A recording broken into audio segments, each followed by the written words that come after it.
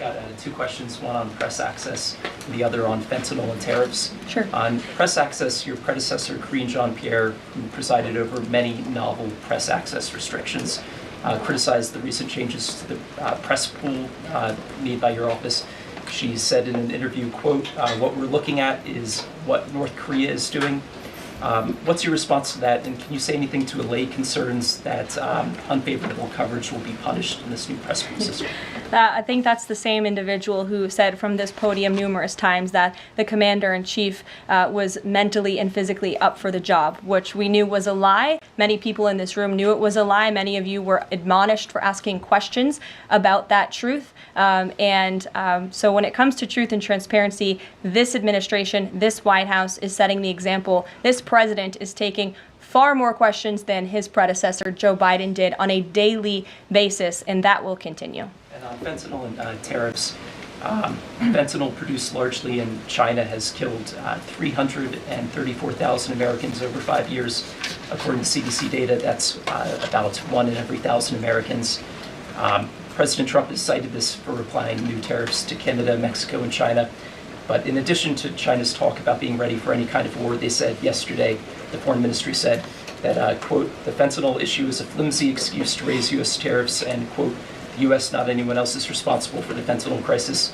So what's the response to China that the talk of fentanyl is just an excuse for tariffs, and what does that say about the resolution? Well, of course, the country that is getting very rich off of distributing this deadly poison to American citizens is going to say that. Again, the president knows where the American people stand on this issue. Fentanyl overdoses. Dasha brought up all of us campaigning all across the country. They talked about inflation. They also talked about the border, the illegal immigrants that we're pouring through, but also these deadly drugs. And again, the president keeps in mind those families every single day when he is making these tough decisions. But it's a necessary decision, and he's no longer going to allow the United States of America to be a dumping ground for illegal immigrants and for illegal drugs that are killing our nation's people. This is the #1 leading cause of death in our country, and there needs to be action taken to ensure that cannot continue. Sure. So U.S. consumer confidence fell this month, the most since August of 2021. What is your message for Americans who are concerned about the impact of things such as tariffs on prices? Yeah, sure. Well, thank you for that question. It's obviously an important one. The president campaigned on reigniting the Trump economy and fixing the mess that was created by the previous administration. We know they created an economic and an inflation nightmare for the American people, and I'm not going to stand up here and lie to you like my predecessor did about the state of our economy. We understand there are people that are hurting, and this administration is wholeheartedly committed to ensuring that those individuals see relief and price reductions and tax cuts and in less regulations that are burdensome on their household and their businesses. And the president and this entire administration are focused on that every day. I can go through the very long list of economic actions this president has taken. I know you work for Bloomberg, so I'm sure you're well aware of them, but I can assure the American people that the president is very much focused on bringing down the cost of living crisis in this country that was created by the previous administration. If I could just ask a quick follow-up. Sure. Is the president planning on whipping any votes for support for the House budget vote, and if so, to whom is he making calls? I'm not aware of any calls that he has made. I did talk to the president about his position on this just before coming down here, and he said that he's made it very clear to the Hill what his priorities for a budget are. He's said it to the Speaker of the House. He said it to Leader Thune. The Senate and the House know what President Trump wants and know what the American people want. And so he expects Congress to get it done. He's looking at the proposal from the House. He will also be looking at the proposal that I believe the Senate is drafting up as well. Sure. Thank you, Caroline. I have two questions. Does the United States, sorry,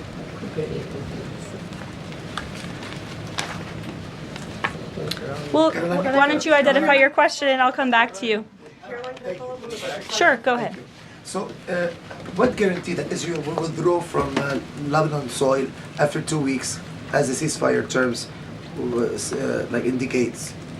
I'm not sure about the guarantee that you're referring to. I can tell you that this administration remains very much engaged. We know the deadline for the Phase 1 ceasefire is imminent. So Steve Witkoff, whom I mentioned earlier, and the president's administration and his team and the president himself remain very much engaged. We want to see the ceasefire continue, and the president has made it very clear he wants to see all of the hostages who have been held in captivity in Gaza returned home. Jeff. Carolyn, I was wondering if, is Elon Musk going to attend the president's first cabinet meeting tomorrow? He is, as a matter of fact. I spoke to the president about that before coming down here as well.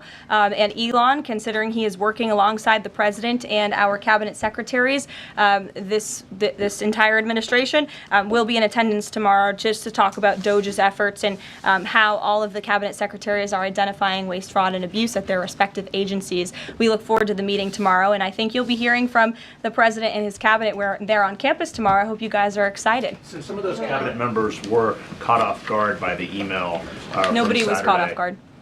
A few departments said they were caught off guard. The FBI was, the DOJ was. Did anonymous sources say that, or did the cabinet secretary say that? The cabinet secretaries and others have said that they were not aware that this was happening. So I'm wondering, will there be a give and take tomorrow at the cabinet meeting? Is Elon Musk or the president open to any type of dialogue about who is actually in charge of the chain of command of these workers? I would reject the premise of your question, Jeff. The cabinet secretaries have not said that. I know anonymous sources, probably career bureaucrats, have leaked that to many of you in this room.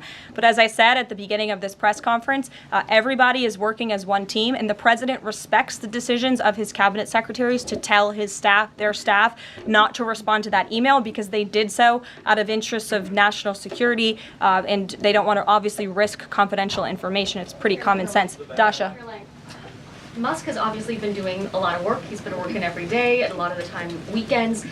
He is designated as a special government employee, which means that he can only work 130 days per year. Is the White House expecting him to limit his work to 130 days, or are you going to work around those rules? Do you want to see him extend beyond the 130 So today days? is February 25th, so I think we've been here about 35 days roughly. So ask me in another 100 days. Daniel. Caroline, thank you. You opened up with a major announcement from Apple, $500 billion, 20,000 jobs, doubling its advanced manufacturing fund. Yeah. What does that signal that such a global brand would make what it called its largest ever spend commitment just a month into President Trump's second term? What does that signal about his economic vision for the country?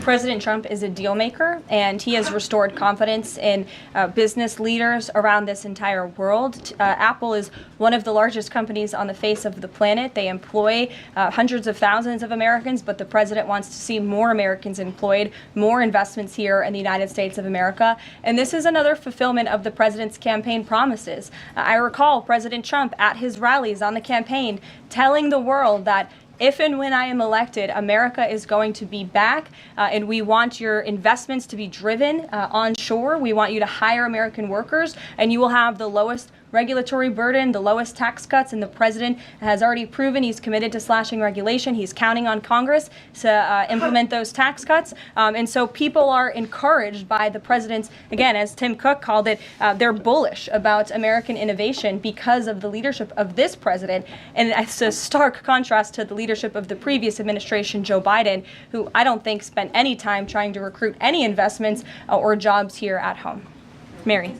We're hearing from some Republicans who are voicing concerns about how these cuts are being carried out. Congressman McCormick, a Republican from Georgia, tells us he's worried it's too rapid for real people to adapt to. And he says he's concerned that it could come off as discompassionate, in his words, that it could risk undercutting the strong message that he feels you're trying to send about the need to cut government waste. Well, I think that was one comment from one senator, and I think, as I cited in my opening remarks in the poll, the most important people are the American people, and 77% of Americans at home support a full investigation into the waste, fraud, and abuse that the federal government has been spending their tax dollars on. So that's the people the president cares about most, and that's why we're fulfilling this pledge. And again, it should come as no secret to anybody. The president campaigned on doing this. The president yesterday said if you don't respond to this email, you will be fired or semi-fired.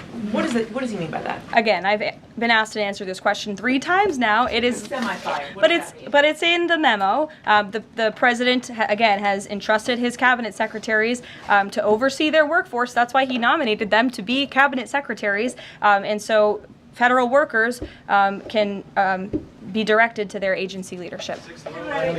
Sure.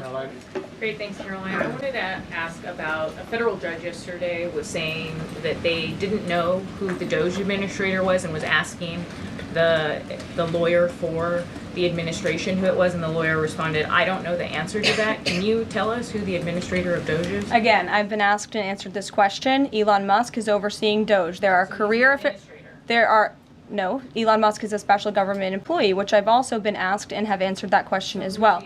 There are career officials at Doge. There are political appointees at Doge. I'm not going to reveal the name of that individual from this podium. I'm happy to follow up and provide that to you. But we've been incredibly transparent about the way that Doge is working.